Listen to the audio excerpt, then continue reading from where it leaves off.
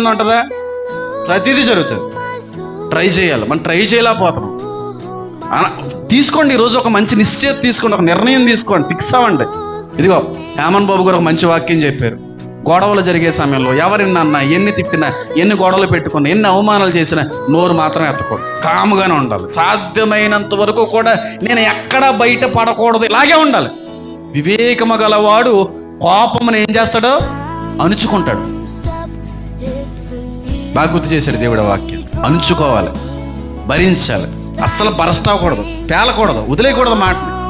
ఎంత భరిస్తావో అంత భరించే, అస్సలు స్ప్లిట్ అవ్వకూడదు. ఎంత పరాకాష్ఠకి వెళ్ళిపోవాలంటే భరించడం అంత పరాకాష్ఠకి వెళ్ళిపోవాలి, సహనం కలిగి ట్రై చేయాలి. ఈ రోజు నుంచి నేను ట్రై చేశాను కాబట్టి ఇట్టి స్థితిలో ఈ రోజు నేను ఉండగలిగాను. అంతంత భయంకరమైన మాటలు పలుకుతున్నా నాకు చలనం లేని విధంగా మారిపోయిన రోజు నేను.